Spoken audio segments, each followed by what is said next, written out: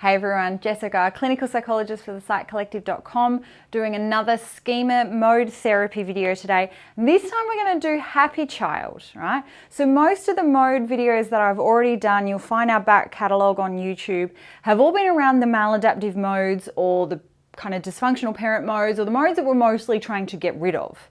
This one, for happy child, will actually need to further develop. Now, schema mode therapy starts with the assumption that most of the patients who are in need of schema mode therapy probably have an underdeveloped happy child. So the function of this mode, it's to have fun. It's to explore the world. It's to be creative and curious and learn more about yourself through play and to engage with others socially, okay? It works on the basis that it needs that for healthy emotional development of children, they need play, they need spontaneity, they need fun, they need the freedom to express themselves. Now, in an ideal world, children are given the opportunities to play and have fun, and they are supported to be silly and do new activities and to draw pictures of three-headed dinosaurs and have a parent go, wow, that's amazing. And to go out and muck around with their friends and to be noisy and to squeal, particularly if they're girls. I've got a 6-year-old, she squeals all the time. And my healthy adult needs to be mindful to not go, stop that, stop being so noisy, stop being so childish, you need to be more serious, which is often the messages that people may have heard from their parents growing up, which would be something that actually interferes with the development of the happy child. So what we want for the happy child mode is playing and creating and exploring and engaging, and we would see this through laughter and fun and joy.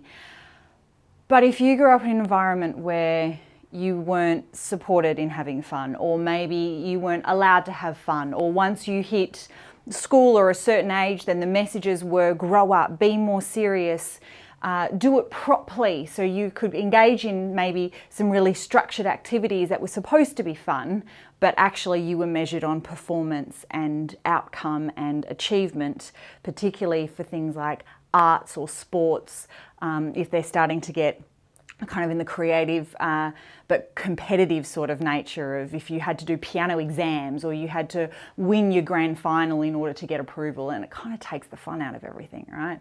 So some of our patients that kind of present for treatment don't have a good sense of what fun is. And you say to them kind of, what's fun for you? What makes you happy? What do you enjoy doing? And the response is often, I don't know. I don't remember. It's been too long. So what that tells us that they've got a really underdeveloped happy child mode.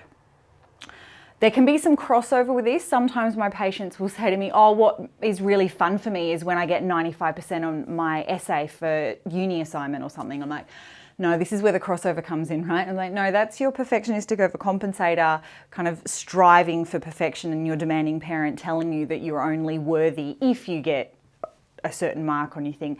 That's not the same thing as fun. Fun is really more an activity you can engage in that isn't being measured on your outcome or performance, right?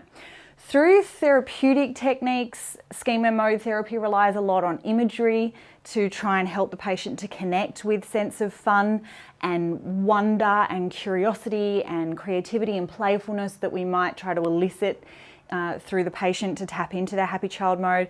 I know in the past some of my schema therapy supervisors have used imagery activities like close your eyes and imagine that we're going to an ice cream shop. What sort of ice cream would you want to buy? Do you want 3 scoops? Do you want sprinkles? Do you want nuts? Do you want berries on it? What do you like? Others have gone, imagine we're going to a toy store. You can pick any toys that you want out of the entire shop. And imagine kind of there's the wall of Lego over here and there's the tower of stuffed animals over there. Which one do you want? And trying to invoke that sense of wonder and play and joy with the patient. Now, in terms of then what we kind of set as homework for the patient to actually try and connect with this, and so if you notice that you've got an underdeveloped happy child, then this is something for you to be kind of exploring as well. And you're going to need to take it slow. Like if I'm saying you need to go and have fun as your kind of practice activity to improve your happy child and you're going, no, then I need you to take this slow.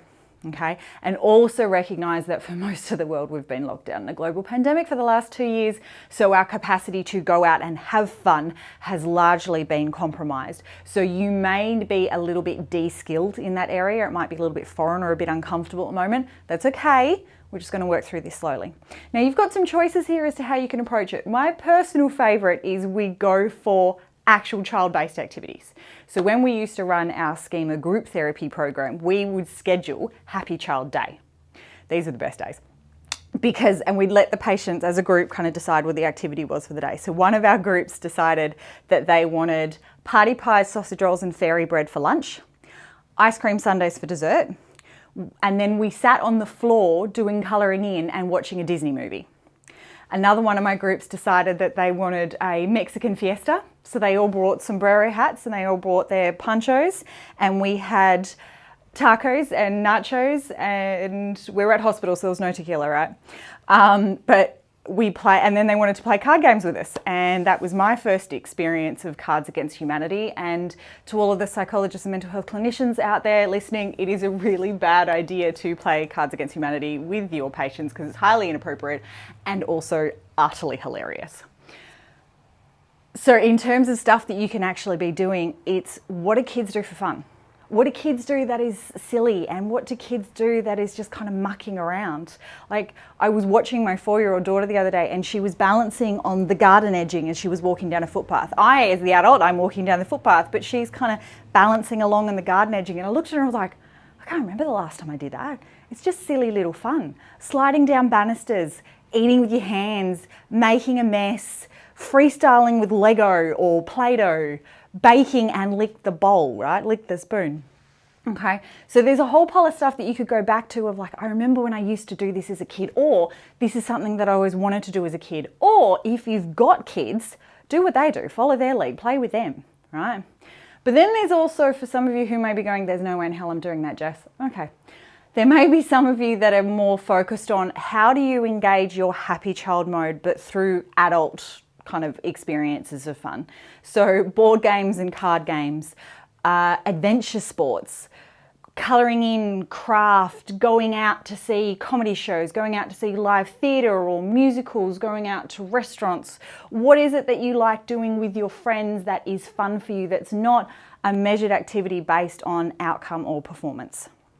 Okay, so for the healthy adult mode in this, we really want your healthy adult to be giving your happy child permission to play, to be removing the judgment from the dysfunctional parents of going, no, no, no, you can't do that. We've got to be more serious, stop wasting time, and to just kind of promote the value of play, to really enable it. And then get kind of some other people involved in this. Find the people that make you laugh. Hang out with the people that when you walk away from spending time with them, you're feeling good about yourself, where your cheeks are sore because you've been laughing so hard. Find the people who support opportunities for play. And remember, for all rules around kind of healthy development of children, play is important. Boundaries are also important, so keep it safe. Okay, that's all from me. I'll see you next time. Thanks, guys. See ya.